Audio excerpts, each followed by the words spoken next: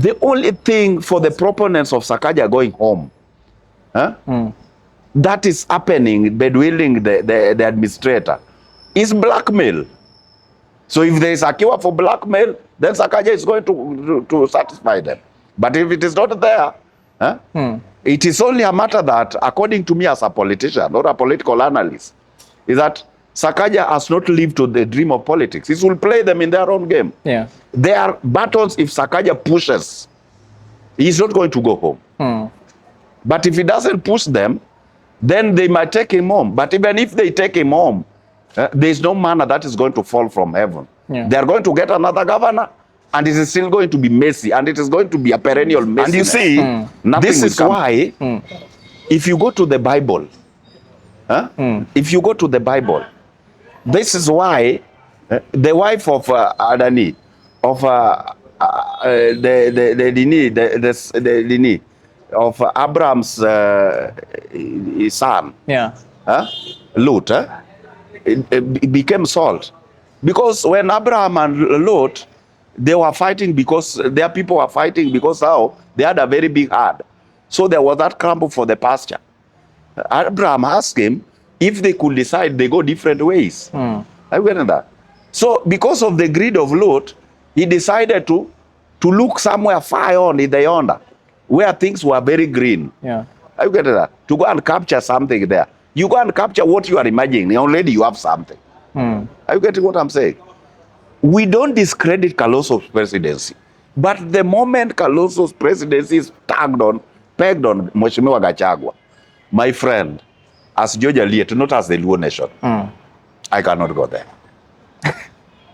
I cannot go there. Because yourself you might not understand. But I thank God because era yenu mesoma. You are learned. Yeah. And these things are at your disposal. You can read them, even if you are not there at that time. Yeah. The kind of agitation the Luo people have agitated for, the kind of agitation we've had before has costed our people. Seriously. And these things we've been agitating for, Mheshimiwa Ruto is being doing them one by one. And of course, he cannot do for us everything because we are not alone. Kenya is big. Everybody needs to get a cake. It doesn't matter what percentage. And the guy has been doing it. Yeah. Are you getting that? So, but these are a clique. Even now, one of the factors that made Mheshimiwa Gachagua to go outside the government is agitating for a tribe. And the tribe is agitating for, I don't deny, they've been having these privileges for the last 35 years. He's still telling you, Kalonzo, I can support you. But supporting you means I'm going to have half of the government. So, now, Kalonzo is in power. Yeah. He's decided to respect the arrangement. He's given Gachagua half of the government. And Gachagua, the way I know him, he's not like the spiritual leader who will give it out to every community. He's only going to give his people. Now we have a half of the government with Kalonzo. What are we going to get? Are you getting what I'm saying? Yeah. So the truth of the matter is, and the worst case scenario, because there is dynamism in politics, these people, Waswahili wanasema ni kuchora. My friend, kisiasa kila nyumba inachora. Watu wanachora. Wako na penseli na raba. Wanachora wakifuta. Ukichora cross, mwingine anachora diagonally. Ukichora horizontally, mwingine anachora horizontally. Wengine wanachora vertically. Are you getting what I'm saying? Yeah. So in an event hiyo mchoro, ifike mahali sasa tunasema, we are not going to support the government. Are you getting that? We are going to Kalonzo. Then as fate has it, mchoro ichoreke, mpaka tusikie the decision of our courts. Kwamba Gachagua is a free man to run. Sasa tutafanya nini? Tutabaki kura yetu ya Jaluo na hao.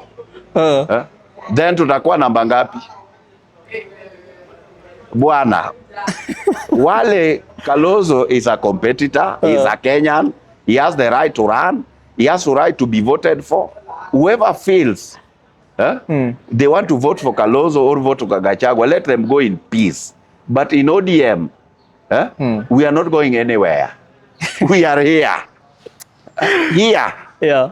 Hapa ndio tuko. Sawa. Na kama hiyo party ndio wataratify, wewe viongozi wengine wakae hapo waratify kwamba wame decide wanaenda huko. Wacha waende, tuta cross turudi na huyu. Still on the same part of ODM now, also still in Bondo, the Nairobi MCAs went also to pay the last tributes to the Odingas and also Ida Odinga. And during that whole session, it also came out that someone reminded Sakaja that alikuwa amepewa 60 days when he wanted to be impeached, when Raila Odinga came to his defense and said that they should give him 60 days to at least restructure and at least have things in order.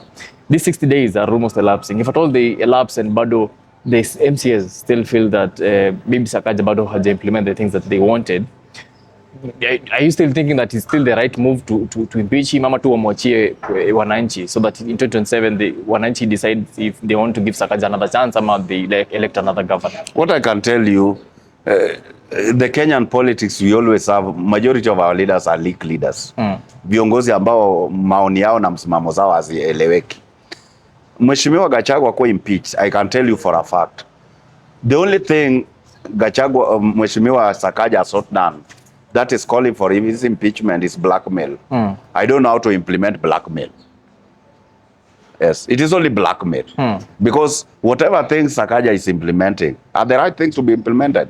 Where there are insufficiency, I think it is just moral to go the organogram way and reason out, hapa kwangu ABCD haijakamili.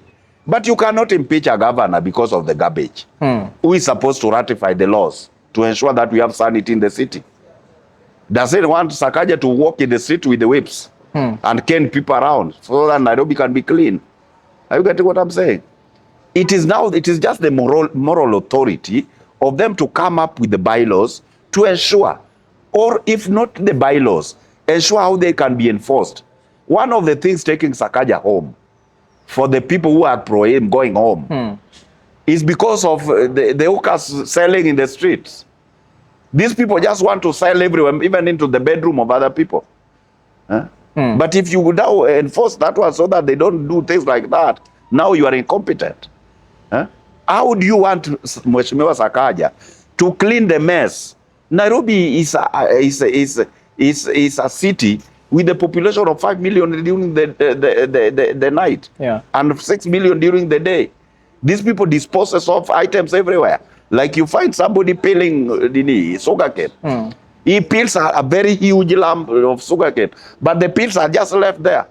Comes in the morning with the sugarcane, peels them there, sells them, then walk away, leave those ones for the Sakaja people to come and pick. How will you get a clean city? Are you getting what I'm saying? So the only thing for the proponents of Sakaja going home,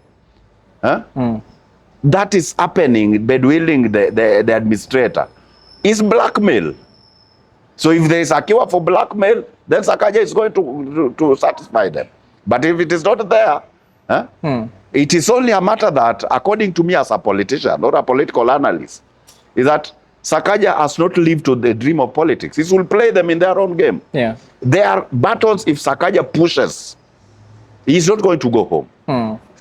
But if he doesn't push them, then they might take him home. But even if they take him home, there is no manna that is going to fall from heaven. They are going to get another governor, and it is still going to be messy, and it is going to be a perennial messiness. Nothing will come of it. Because like now, the only thing disease Sakaja is suffering from is that he's not satisfying the community that voted him in. Kuna kitu hapo. Na hao wengine wanataka wapewe pesa kwa mfuko. Yes. So mtu amechaguliwa, because like now, if you tell me Sakaja is not performing and you are an MCA, you are elected ukiwa na ndudhi. Sasa unapeleka V8. Na hujachukua loan, hiyo pesa umetoa wapi? So you believe he's a scapegoat? Mbona these things are scapegoats? Hakuna kitu ya maana inafanya Sakaja anaenda nyumbani. Because if anything, according to you, Sakaja amechaguliwa ukiwa Nairobi. Are you seeing the pavements in Nairobi? How are they? Are they muddy still? Huh? There's a lot of beautification being done in Nairobi, and that is money. Yeah. Huh? When you tell me Sakaja is doing nothing, I really pity you. Huh? The guy has managed to employ Green Army 2,000. Has never been done in the history of Nairobi County. These are working staff. The guy has managed to ensure our kids are being fed in school. Huh? Every public school. How much is that? Even though you said get somebody comparing with the previous governors, Sakaja is not planting grass. The grass that were planted then, where are they? But we are going to live to see the cabros in the pavements. Today, even if it rains within the CBD, my friend, you will not get mad. These are things Sakaja has done. He's working on floodlights. What I'm saying, some of these things entails periodic maintenance because they fall in our current expenditure, like mshahara. The dilapidation is something that is continuous. Yeah. Are you getting that? So it is upon as a representative, when you see your ward is not being tended to, there are officers in those departments. Now, Sakaja is as a political representative, he's carrying the political responsibility. Yeah. We have MCAs, we have engineers, everybody in that government. If your roads are not being done, if your floodlights are not done, where do you attack? Have you done it? Then you are told, Mheshimiwa Sakaja amekataa kwamba floodlights within your ward zisiwe upgraded. Mheshimiwa Sakaja amekataa kwamba the damming site within your ward is not being managed well. I think that's all the things we should be reasoning. Yeah. But you cannot reason Sakaja must go home because Sakaja is building a road in your ward and he's not giving you money to oversee that. If you want political expediency, go and look for your money and do them. Yeah. Yes. And this is the problem with our MCS. Then ajabu nyingine, not in bad faith. Sisi wananchi watukufu pia we are messing up. You go and elect somebody who is a class 3 leaver. Then you expect that representative. Akifika huko ni upusi tu anafanya. Unaenda unachukua mtu ambaye alikuwa ni goon kwa kiwanja. Alikuwa anauza mashamba. Sasa umeleta county city hall. Then una expect delivery ifanyike. Are you getting that? Yeah. But now the truth of the matter is Nairobi hii ile siku tutapata peace with the governor. Ile siku governor Mkikuyu atachaguliwa. That's the day. And the truth be told, atachaguliwa there and will be no 1/16 of the delivery ile Sakaja amefanya. Nimekaa Nairobi naelewa. Yeah. There's some people who are just comfortable kama ni wao. Na ukitaja hiyo watu wanasema Aliet mkabila. You get that? Yeah. Literally, even if I ask you a rhetoric question, what do you expect Sakaja to do so that he remains afloat? Ni nini hiyo nyingine wanataka afanye amba afanye? Let them take for him children incubator pale. Atengeneze watoto. Ndio wajue Sakaja is performing. I think on that issue of Nairobi County, because also I'm sure a majority of our audience also comes from Nairobi County. Yes. People will have different opinions also. Yes. But just finalizing this interview of today, Aliet, let's finalize with the issue of the by-elections that are currently happening. Yes. We can focus on Malava and also we can focus on Kasipul. Starting with the issue of, I think we can start with Kasipul. Kasipul, the campaigns that have been happening on ground, when you speak to someone who comes from Kasipul, they're saying, hata wanashangaa because it's like it's do or die, the kind of money that is being poured there, the kind of mobilization that is being poured there, the kind of just arrangement that is being poured in Kasipul. As a person who comes from Homa Bay County, are we since Raila died up to now, what are some of the major changes that have happened that might shift the elections to, according to the person who's going to win? Are you still believing that the candidate you have in mind is still going to win? Or since Baba died, what has that shift made on the ground up Kasipul? Mimi, what I know in Kasipul, let the best candidate win. But what I really appreciate is that at this point in time, if a candidate, whoever candidate who is going to emerge a victor, I think the electorate are no reason to complain. Because like, for example, the people who are using Baba the wrong way this time round, they are not going to use him. So let them up their game. If they feel Boyd Were they were given in bad faith, let them show it in the ballot. Yeah. But if they feel Boyd Were is the best, let them ensure that victory is achieved. The vigorousness of the campaigns implies how the field is liberal. Kiwanja hakuna mwenye anacheza na riff. Kiwanja iko sawa. Yeah. The only thing I can equally say, our people must tone down the violent kind of politics that we always witness. Yeah. Because like the other day, somebody passed on over the same. But I think at the end of the day, we are going to have a leader. Yeah. So the only thing, the buck stops with the electorates. This time around, let them not be crying babies. Like the one we are going to go in the 2027. Yeah. Yes. Also, on Malava, it's not clear. It's evident that it's the opposition candidate versus the government candidate. Yes. A lot of people are saying hata ya kasipul ni kidogo, because they're saying now this one in Malava is where also the government of the day has interest ya kushinda. Are you going to see an upset ama itakuwa tu as expected the winner? The probability question is a win-win to both sides. Yes, it depends on how you put your acts together. But even though Malava has always been a government zone, many a times those people who are being elected are always pro-government. Unless they play it in a wrong way, probably Seth Panyakopia is not a joke. Yeah. Because now that mostly those who've worked in the labor movements are always very smart. They understand the PR. They understand the needs of the general public. They understand their language. They know what is known as audience contact. So if you don't manage them well, you are in for a real shock. Yeah. So that's what is calling for, like the wing that I support, the government side. They have their game and plan well. Yes. It is not about chest thumping. Yeah. Because at the end of the day, you thump your chest, but the person with the vote is different from you. And he or she is going to get opportunity to cast it. Yeah. So it is only a matter of working amicably and ensure that victory is done. But at the same time, it is a clarion call to political parties. Apart from approving the people whom they love, they should also look for the qualities in those people. Because before you give somebody a ticket to go and run, you have to ensure that that person is going to ensure that the party's ideals are going to be implemented to the latter. And that one comes with the integrity of the individual. So that it doesn't give the general public hard time. Yeah. Let you give them the best. They tell you don't need him. Then at the end of the day, they'll not cry.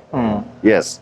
But at the same time, I think it is the responsibility of the voters to ensure that they get the best out of the people who are presented themselves to be voted in. Yeah. Yes, but as things are going on now, it is not very easy to predict. But if it goes by the way Malava's election always goes, they are always giving a candidate from the government side. Yeah. Sawa. Aliet, shukran sana for giving us this time. Yes. Najua imekuwa a long time since tuketi, lakini now we're happy that at least umeweza kupata good health na tumekaa. And I'm sure also in today's conversation to our audience, maybe somebody might not agree with the thing that you said on a topic or two, or totally doesn't agree with what you said. Hapa chini kwa comment section, if you're watching from home, you can also give us your comments on any topic that we've discussed here with Aliet. And Aliet pia akienda kukaa chini akiwatch, he can also read your comment and maybe change a thing or two according to the way he views the politics of the country. Anyway, Aliet, sisi tumeshukuru kwa kuja. Unless you have any other final closing remarks, because kuna watu wanasema pia the Talanta Stadium at least inafaa iitwe after Baba, so that it can be called the Raila Odinga Talanta Stadium, because it's an outstanding project the way Baba was outstanding during his lifetime. You can also comment on that as you conclude finally. I think mine is just very simple.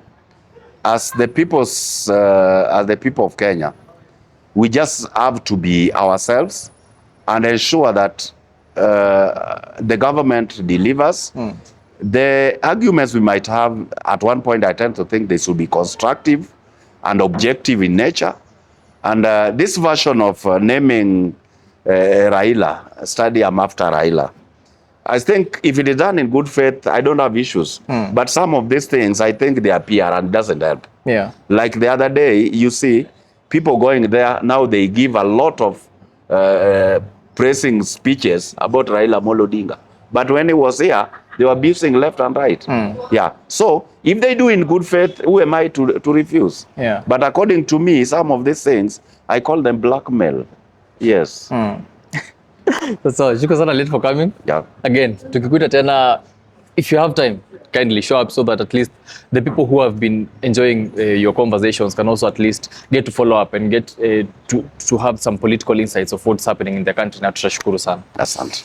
Anyway, I've been your host Ochino, the Kenya News Amana boy, and also a friend. Till next time, keep it locked.